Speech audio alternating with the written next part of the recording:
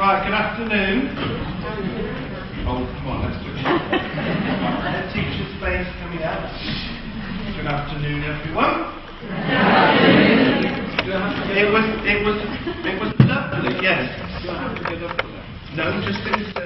You've got to shout out.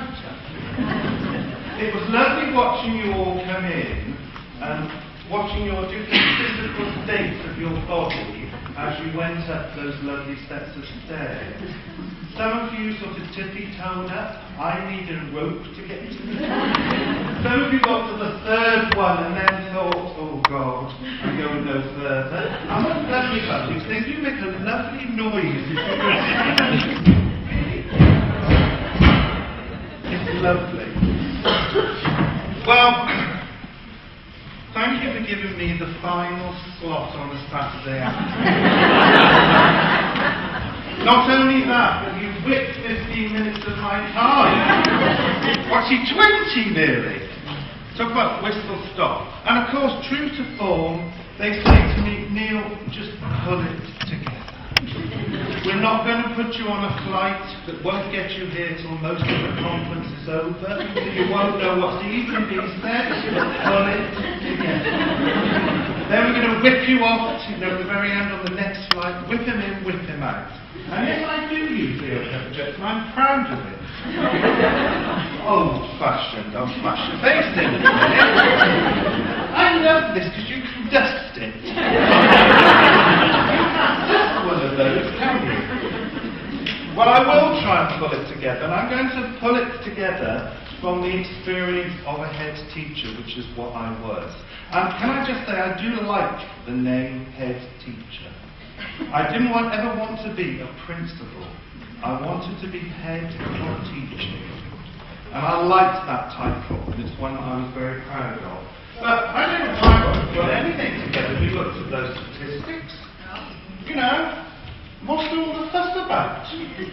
You know, what is all the fuss? Because I'll give you some other statistics about parental involvement. These are largely UK-based, but they match quite closely to what you said. But according to our inspectorate, 89% of parents said they agreed strongly that they were happy with their child. Hey, so what's the problem? Let's just finish early. I don't even need the whole time. And what I like about overhead projectors is that if I'm doing it in a spiteful mood, I can put them slightly out of focus. So all of you are going like that. It's lovely. But look at that. I can go in, out, not and up and down, down, on the ceiling. It's lovely. So, we're all right. No problem. 89% said it's all okay. So all is well. Or is it? Here's other things. Things I hear every day as I go into schools. Look at what they say. Our door is always open. That's the biggest untruth I've ever heard. The door's always shut. You can't get in.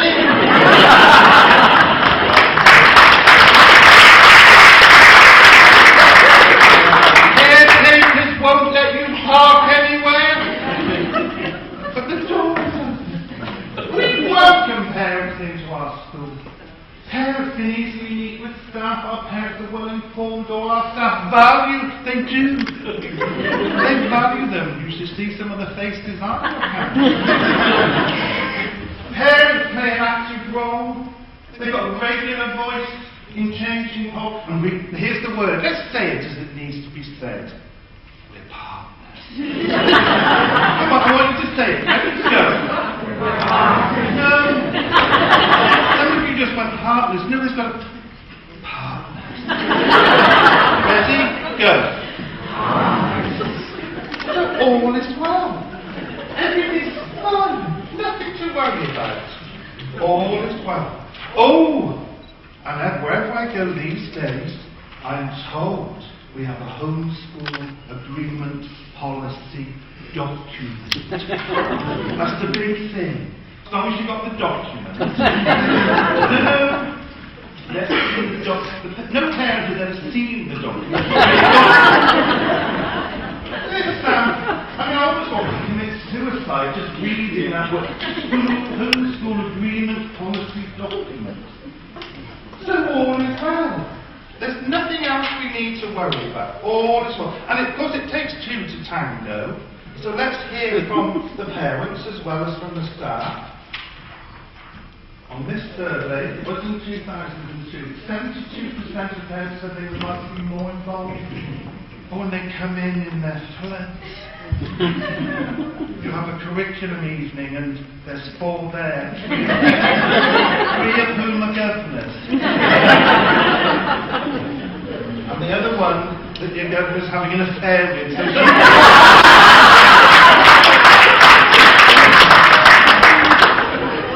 And here we go again. This is what parents tell me. I know this is so damn small you can't see. But anyway, this is what parents said to me.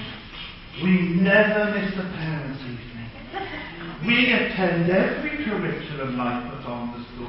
We've read every school document carefully. We know them intimately in school, including school letters that come home. We do read them. We never lose them. We often volunteer in school. We make sure that every letter is read. We help our children at home. We realise that each other go on. So all is well. So it's been lovely working with all. Well, let's tell the truth. And let's start to be honest. And let's talk about the chalk face and the reality.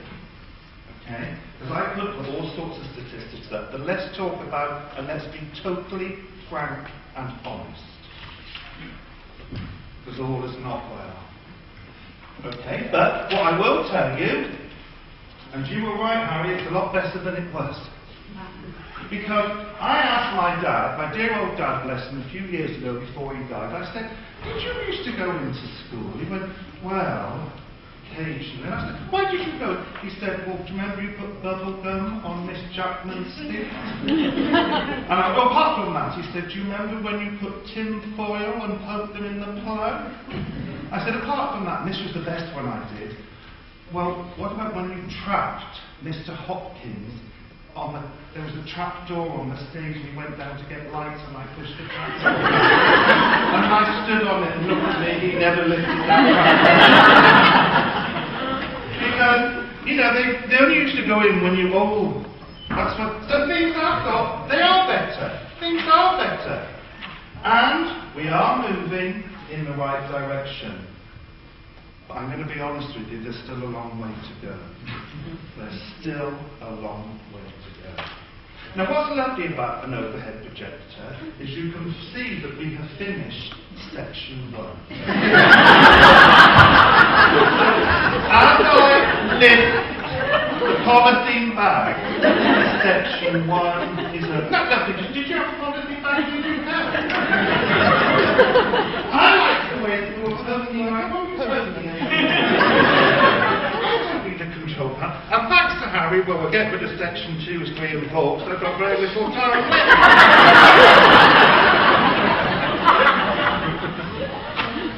Right, few facts. Parents are the first and ongoing educators of their child. Fact. Only 15% of a child's life is spent at school. So my God, you've got them a lot at home.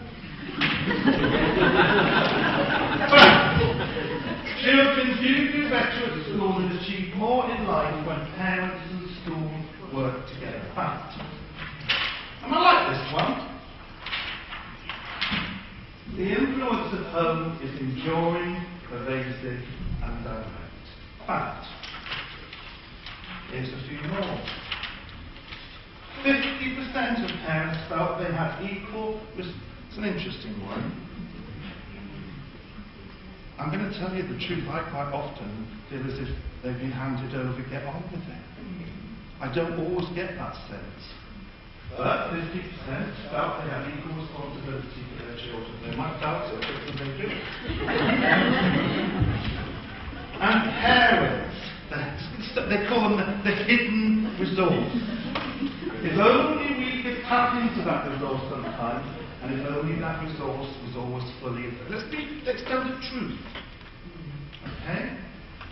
So, what I will tell you, and when I do this face, I'm not messing about. When I do this face, I don't want to talk about it, I'm not interested in your opinion, and don't ask me questions. If there's times when I don't discuss, just say. And here's it. Parental involvement is not an option, it's a crucial necessity. A home and school partnership is not a duty, it's a privilege. And it should be compulsory for schools to work in close partnership with parents, and compulsory for parents to work in close partnership. It should be compulsory, not optional, compulsory. And this is lovely. You sometimes look at something and you wish, oh, I wish I had thought of this. Isn't it lovely? What parents do is much more important than who they are. Isn't that interesting? Just think about it for a bit, and what that means and what its implications are. And then we've got, it's a bit like that advert, was it lager? Reaches parts that others lagers don't reach.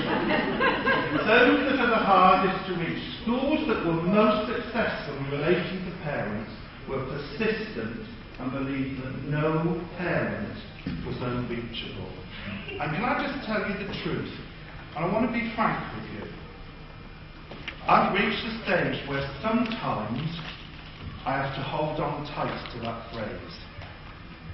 I sometimes, when I did a session last week where the parents were brought in taxis to make sure they got there, even though they weren't able to walk, they got Marks and Spencer's food to be there, they got a set of books to be there, and I was saying thank you to them.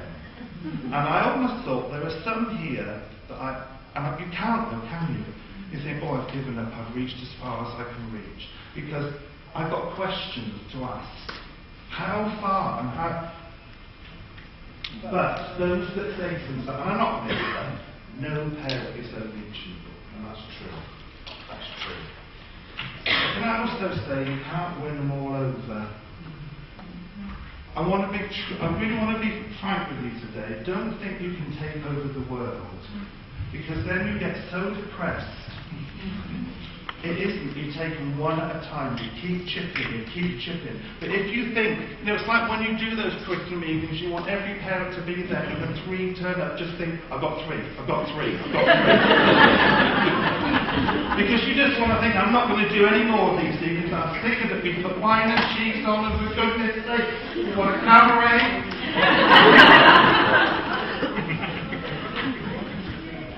What I will tell you is that home and school will never work well together until a positive relationship of mutual trust moves. And that's what we've got to work hardest at. It's the relationship bit. And I'm going to keep talking about relationships again and again. And can I just say, it limitates time. And sometimes it's a slow process. And what worries me is that governments want it quick. I worked for a government agency involved with parents, and after 6 months they said, what percentage you putting away? I said, I'm still getting to know them. I need progress. I want statistics. I said, well, you're going to need me for about 5 years before our policies say we're getting there. But they want it instant. And in fact, if you rush it, you will lose parents, not gain them. There are many parents, those wonderful mums, where is she's hiding? Those wonderful mums in Ballymun. Oh, some of the nicest times I've ever had. But Lana, chipping away, bit by bit, one by one, knowing that there were days she could have screamed, and then days, we've got 2 more that have come that haven't come before. It's a long process, drawing parents in and working well. I'll tell you this. Developing a good relationship with parents should be a component of all teacher training. It's at the training stage they're not doing it. I mean, I don't know what your training is like here in Ireland, but in the UK it's a bit depressing. Particularly those poor souls that do a postgrad. 1 year, I'm a teacher. You know what I discovered undergrad course in Bristol University. They have 4 hours on the teaching of reading and 2 hours on special needs. I'm a teacher. Are you moving that camera as I move, by the way? You didn't challenge it. I love it when you wait because you have to lift with your hands. I like to move. In fact, I'm going to completely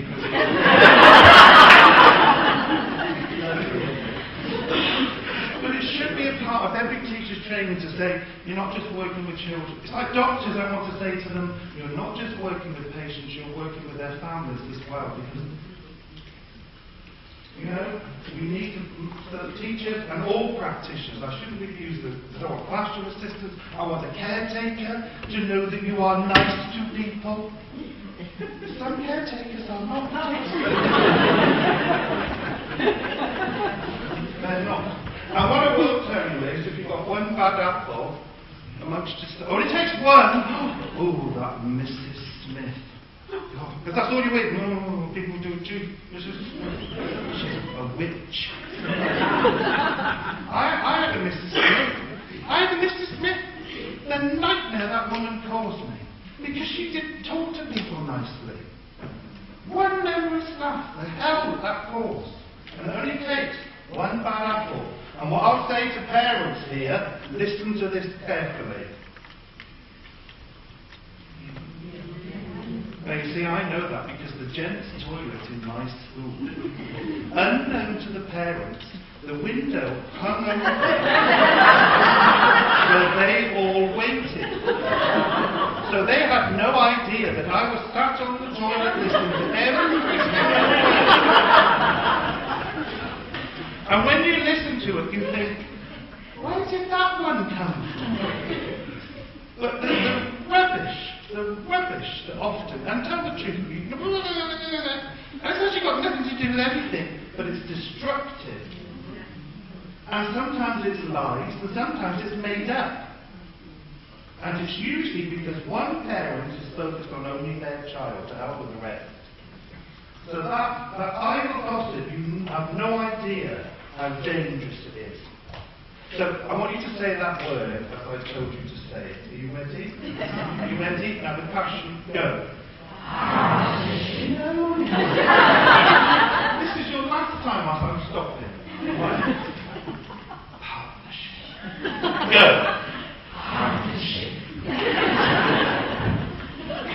We all say that. I used to ask that question in an interview when I was taking on new staff. What do you feel our relationship with parents? What does that mean? Well, it's a sort of partnership as long as they don't come in.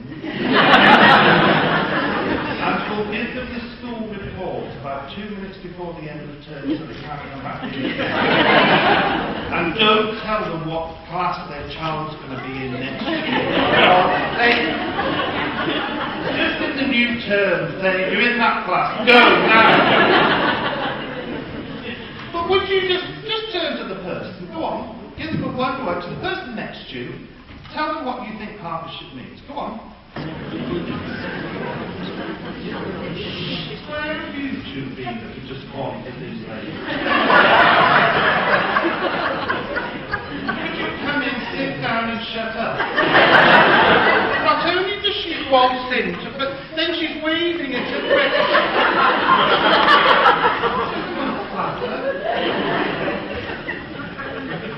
What do you want to know what the Oxford Dictionary says?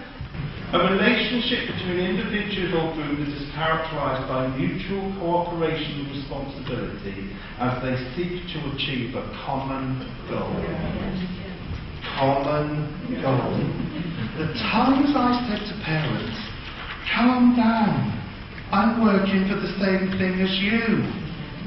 Don't be cross with me, I care about your child. I want the best, so calm down, sit down. We're working for the same thing. But what you've got to remember, and this is kind of for the head teachers lurking amongst us, if there are any,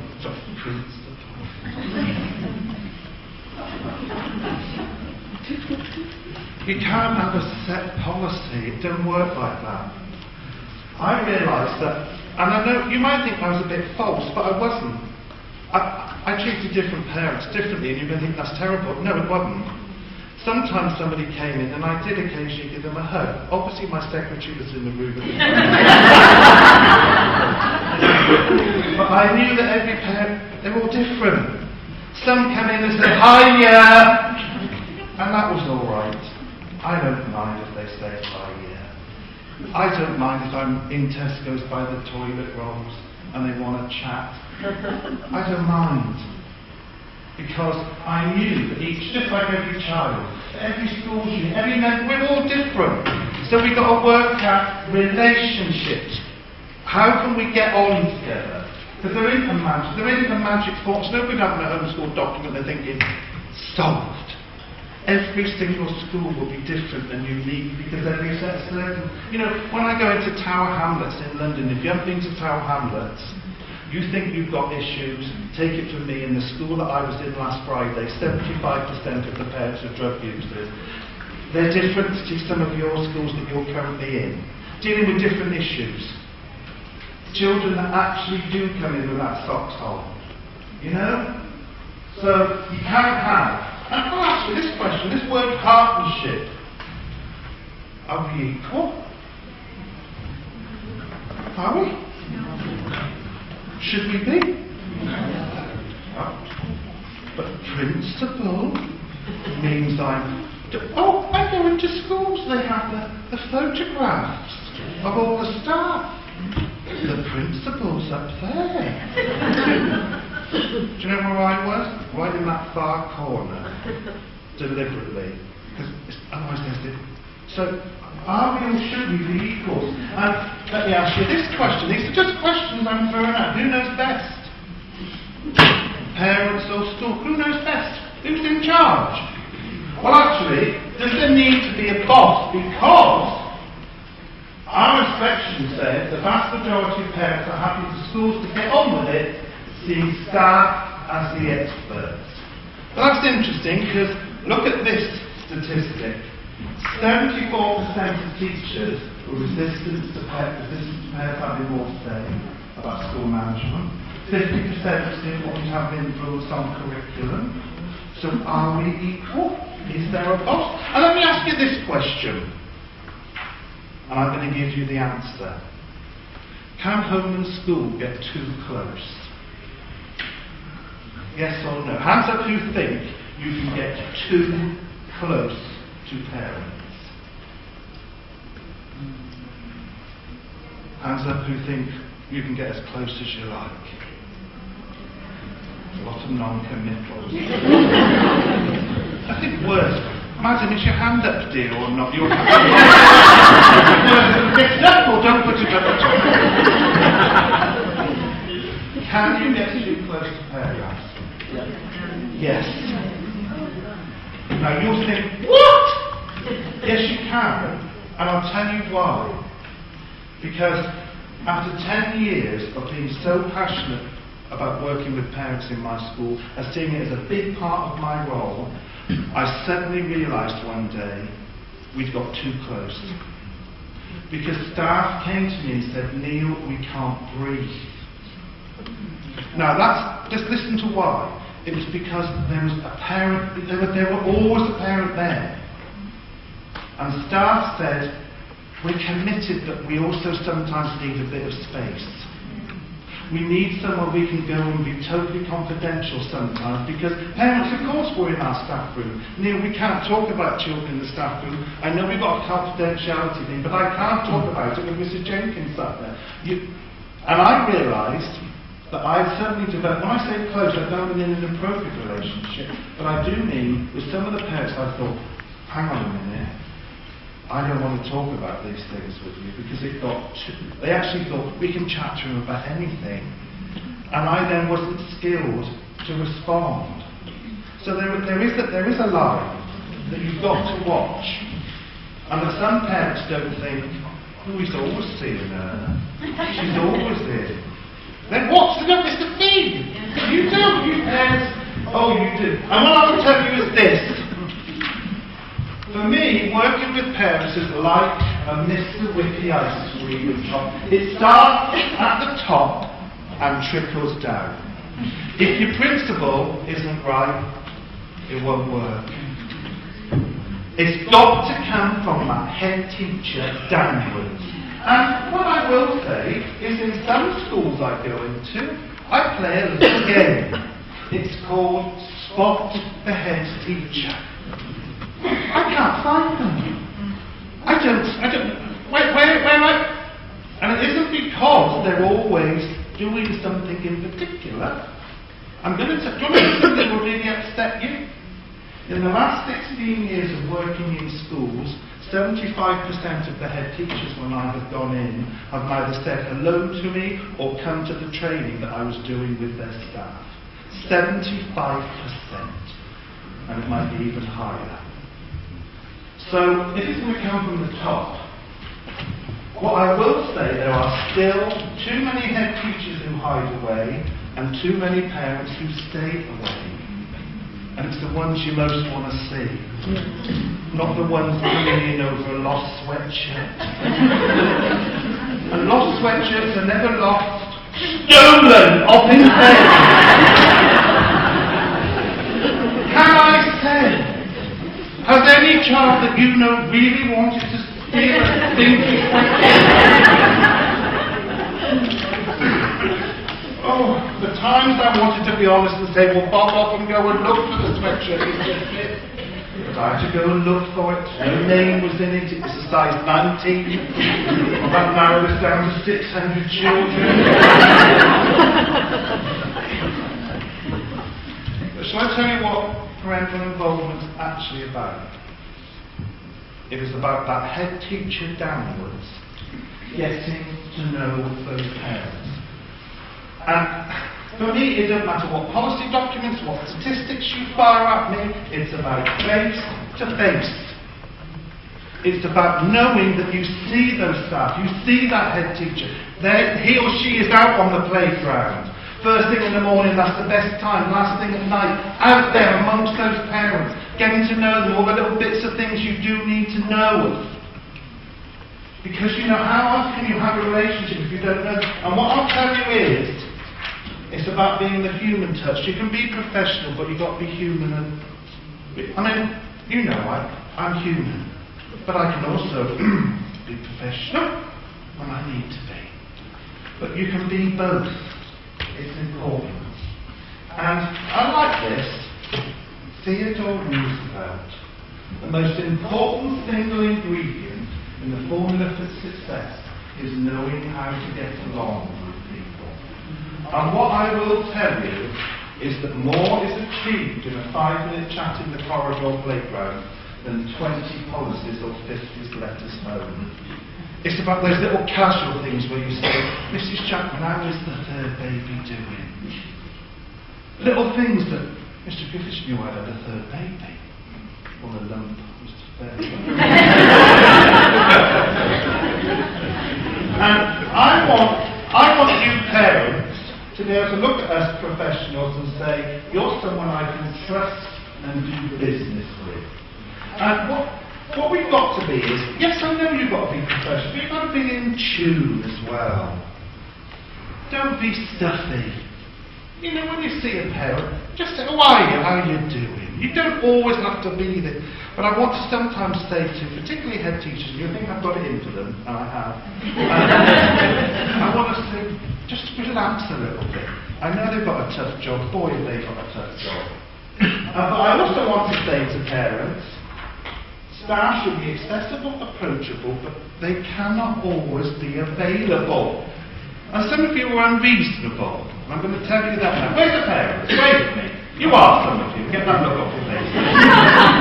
Sometimes you just, where is you can't, or you've got to be a bit of give and take both sides.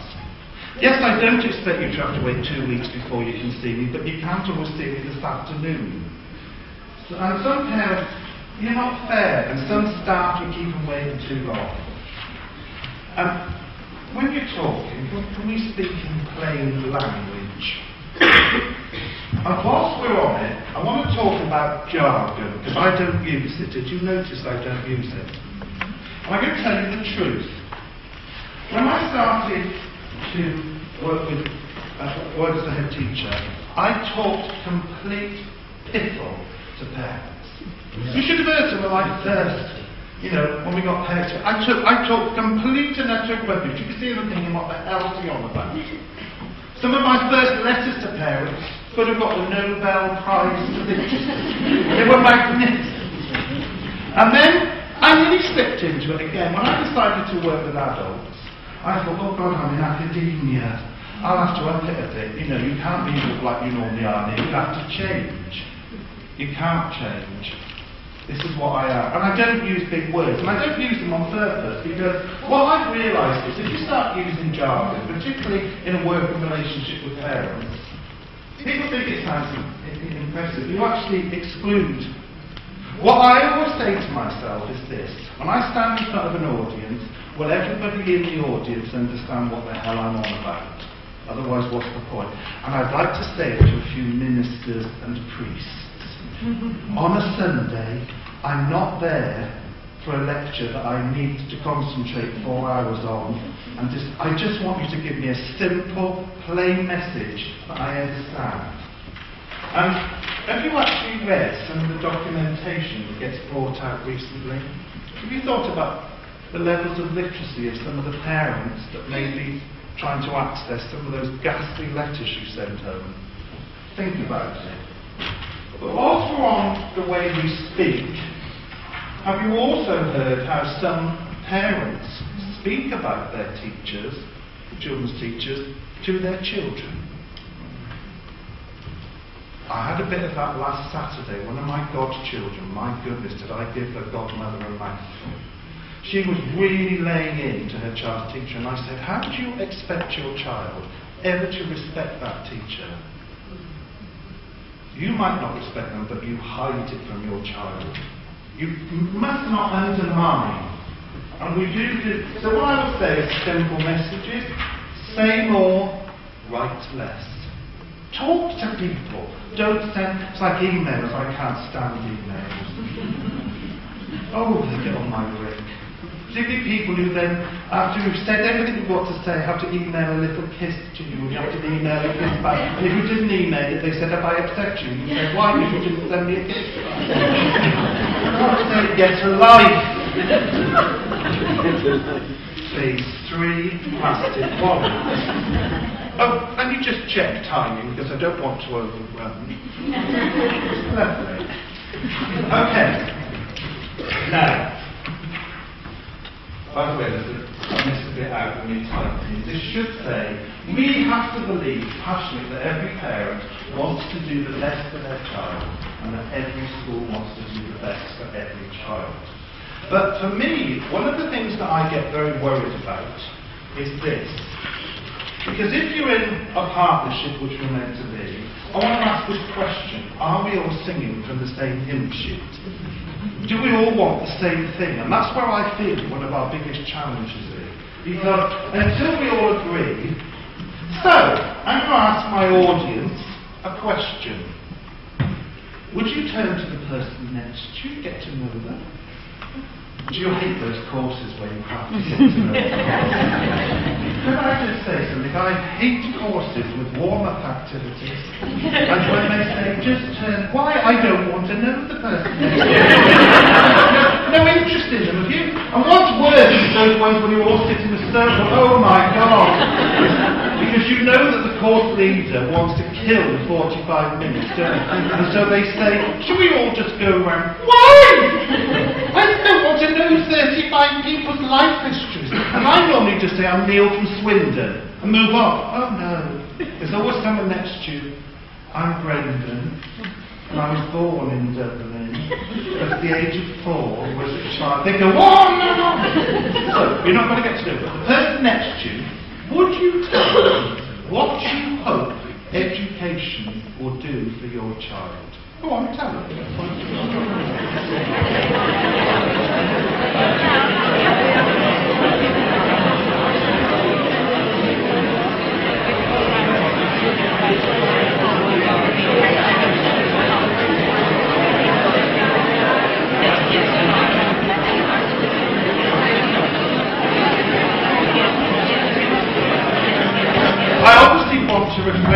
governments want?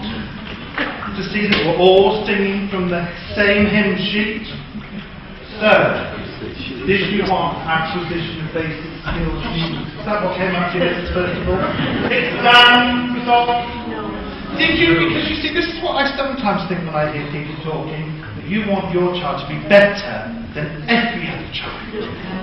Because that's what I sometimes think when I hear people talking, that as long as mine's alright and he's at the top, to hell with the rest. Oh, I wanted, you did put that your aim is to get them up the reading scheme onto the blue level, didn't you? That's all I hear. When is he getting on to pink? Oh, and I sometimes think that all you want schools to do is find my daughter a friend. Make them be friends. Oh, I get this is what I got a lot. He's naughty at home, he's completely wild, make him behave. Oh, to get into the best secondary school. And stop it getting dirty, because Mr. Griffiths, he came home with green paint and you no green paint walking out of their shirt. It made you want to stop the pair of business. Oh, and stop losing this. I'm sick of losing this, Mr. Griffiths. It's your fault. It's your fault that he left his underpants at the swimming pool.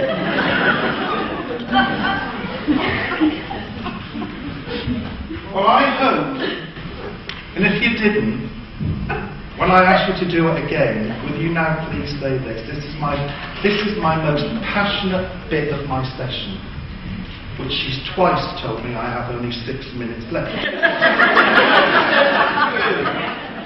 just waved at you and you ignored her. She was going... When I ask you this question again, what do you want education to do? This is what I want you to say. To help my child be a decent human being. Otherwise, what is the point? Calm down on the other things for a minute. Don't you want them to be a lovely person first? I wonder. Particularly when a parent of a 4-year-old came into my office one day and said, do you think she's going to make university?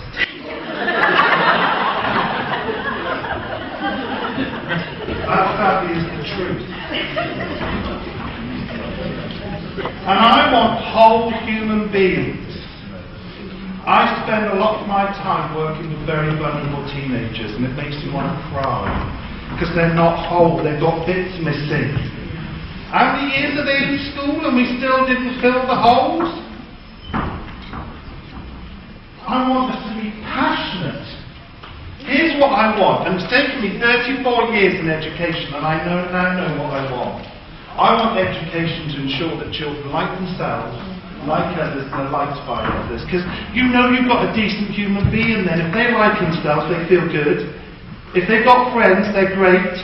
And if other people like you, it gives you a bit of a hint, you're alright. And I want us to talk about those things with parents. Because we need to start talking about important things. Because what is important is this. Emotional well-being is crucial to everything we do. Social skills allow us to be part of the human race, and my God, we need some decent human beings. Just turn to the person next to you once more and just say to them, I would like my child to be, and think of one characteristic you want them to be. Go on, just say, I'd like my child to be...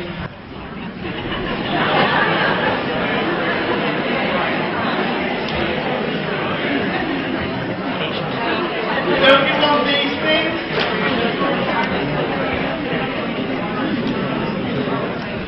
Look at that.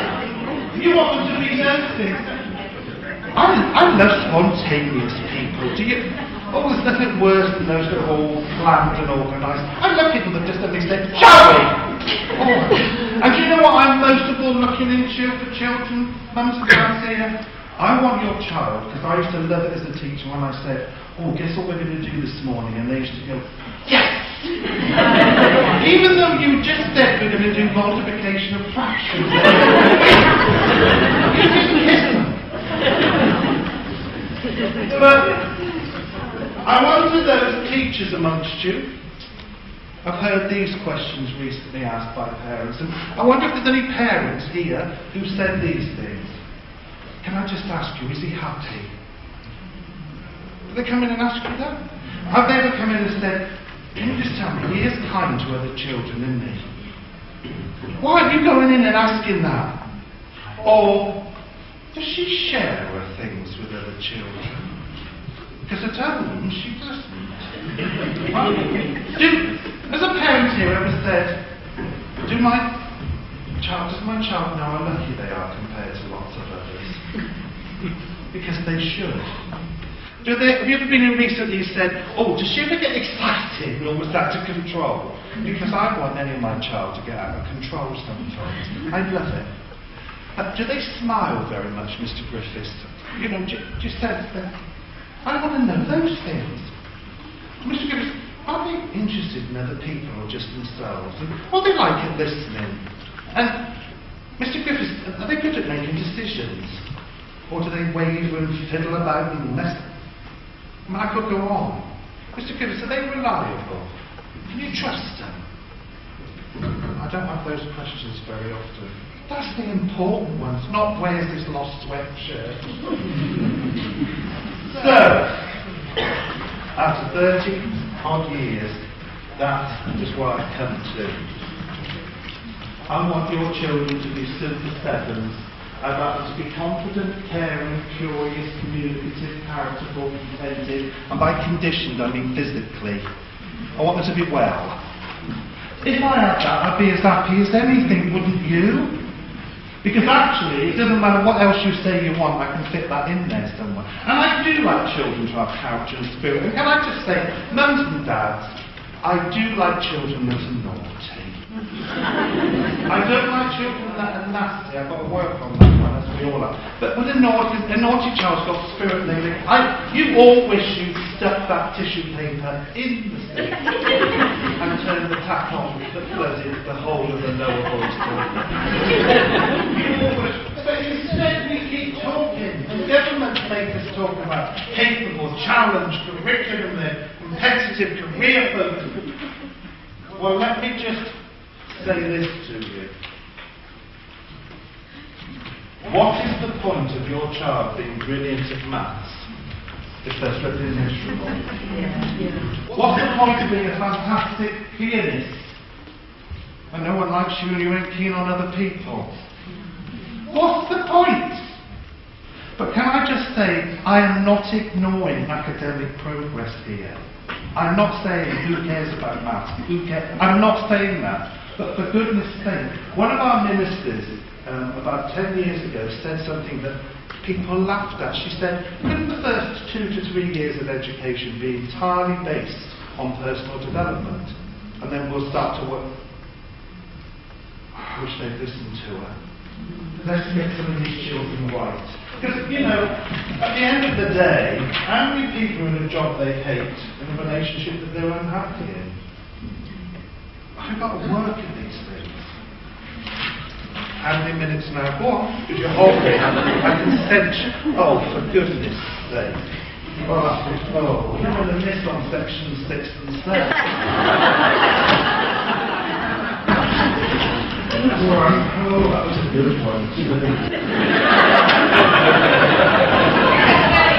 Of course, if I'd had the 15 minutes.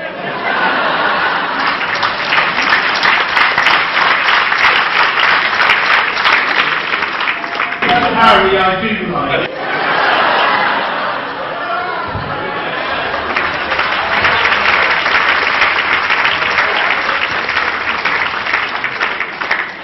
Okay, this is called closing moment. If you have any. Well, here we go. The dilemma. We need parents' time, but they have less time than ever. We want more and more support that they feel overloaded already, many of them. Many schools want to help, but those that need the most help often don't want it. Let's be honest, or lack the confidence to come and get it. I'm always so aware of those parents who have the bad experience themselves at school and are frightened. Schools say they want a partnership with parents. 74% say they shouldn't have any more say than they do. We could get depressed because there is a lot of apathy, fear, frustration, resistance. There's a lot of arrogance, mistrust and mistrust. And I could be depressed. We could feel like, oh God, but we are not going to, and we can never give up on children. And when you get at your lowest ebb, and I like this, dear old Helen Keller, listen to this, it's lovely. No pessimist ever discovered the secret of the stars, or sailed to an uncharted land, or opened a new heavens to human spirit. So I'm not going to get down. I am not going to get down. What we have to do is listen to each other, talk to each other, and sometimes give each other a break. Schools are under pressure, mums and dads. Schools, mums and dads are under pressure. Give each other a break. And this is lovely, this is a proverb, isn't this nice? Every path has its purple. You and I have fallen in a few. We've got to get them, keep them, and engage them. And what does it take? It takes respect, empathy, genuineness, humility, enthusiasm, personal integrity and expertise. And I'm nearly there to say, no 30 seconds, don't start twitching. Because I could just keep going, and then what would you do? A complaint should not be seen as a criticism. You know, we get hurt too easy. Don't get a life. See a complaint and think, right, let's reflect and let's do something about it. And I'm going to finish with this. Rome may not have been built in a day, but developing an effective relationship with parents takes years and years. 10 years into my school and I still have a long way to go. It's step by step, brick by brick. And what's wrong with this sort of theme of building? Sometimes it's as slow as watching paint. It is. But what I like is this. A child's life is like a piece of paper on which every person leaves a mark. We must never give up until we've tried everything, and then we've got to try again.